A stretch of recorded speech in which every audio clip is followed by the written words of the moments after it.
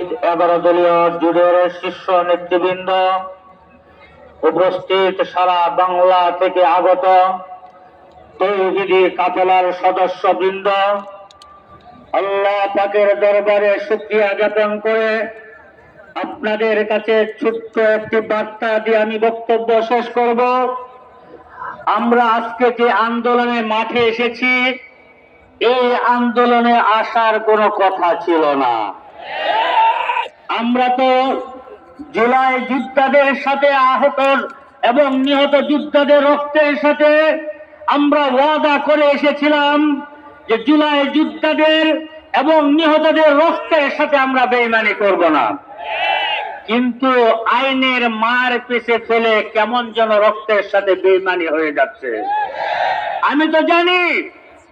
আমি জানি বাংলাদেশে যদি সবচেয়ে বেশি জনপ্রিয় রাষ্ট্রপতি, দেশপ্রেমিক রাষ্ট্রপতি থেকে থাকেন, তিনি হলেন শহীদ জিয়াউর রহমান।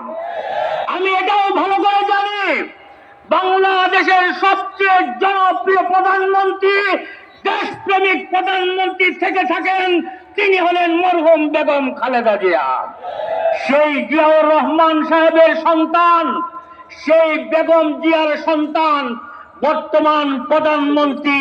তিনি তার মা বাবা যেমন আদর্শবান ছিলেন, জনগণের সাথে তাদের ওয়াদা ছিল, জনগণ বান্ধব নেতা ছিলেন, বর্তমান প্রধানমন্ত্রী তেমনটাই হবেন।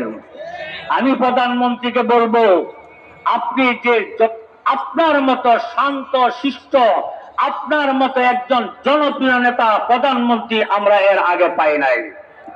এমনকি আমাদের বিরোধী দলীয় নেতা আছেন, তার মতো বিরোধী দলীয় ভদ্র নম্র ভদ্র নেতা আমরা সংসদে পাই নাই। আমি মনে করি আপনার ডাইনে বামে যারা আছেন তাদের পরামর্শ না নিয়ে আপনি সংসদীয় নেতা এবং বিরোধী দলীয় নেতা আপনারা বসে এই জুলাই সনদ কিভাবে বাস্তবায়ন করা যায় তার বাস্তব পদক্ষেপ আপনি গ্রহণ করবেন। আপনি কখনোই এই দেশের সাথে বেইমানি করতে পারেন না। আপনি কখনোই জুলাই যোদ্ধাদের সাথে বেইমানি করতে পারেন না। ওয়াইন তাউদ্দু নি'মাতাল্লাহি লা তুহসুহা। আল্লাহর কোন নিয়ামতকে আপনি গণবেন, কোন নিয়ামতকে অস্বীকার করতে পারবেন না। 17 বছর এই দেশের মানুষ কত যন্ত্রণায় ছিল, কতটা জুলুমের শিকার হয়েছিল, বাক স্বাধীনতা হারিয়েছিল। জুলাই যোদ্ধারা জীবন উৎসর্গ করে আমাদেরকে এই জায়গায় আসার সুযোগ করে দিয়েছে। এই যোদ্ধাদের সাথে বেইমানি এই দেশের মানুষ করতে পারে না। যদি কেউ বেইমানি করে, এরা এই দেশের নাগরিক না। এই দেশের সাথে গাদ্দারি যারা করে, এরা এই দেশের দেশপ্রেমিক হতে পারে না। আমি মাননীয় স্বরাষ্ট্রমন্ত্রীকে বলবো, আপনার মতো স্মার্ট, আপনার মতো শিক্ষিত সুশিক্ষিত, আপনার মতো সুন্দর স্বরাষ্ট্রমন্ত্রী আপনার বিগত 54 বছর পাই নাই। আপনি যদি ইচ্ছা করেন, দুই দলের দুই সংসদীয় এবং বিরোধী দলের নেতাকে নিয়ে আমরা যা চাচ্ছি তা বাস্তবায়ন, আপনার নিয়ত যদি সহি শুদ্ধ হয়, আর কোন আন্দোলনের প্রয়োজন করবে না।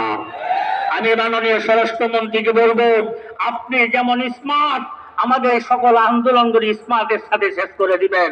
আপনি জুলাই যোদ্ধাদের মনের নিয়তটাকে স্পষ্টভাবে প্রকাশ্যে এনে বাস্তবায়ন করবেন। সংসদে যত আইনের মার পেছে কথা বলেন আমরা বুঝি, আপনারাও বুঝেন, এই দেশের জনগণও বুঝে। আইনের মার পেছ আমরা দেখতে চাই না, আমরা বাস্তবায়ন দেখতে চাই। আসসালামু আলাইকুম ওয়া রাহমাতুল্লাহি ওয়া বারাকাতুহু।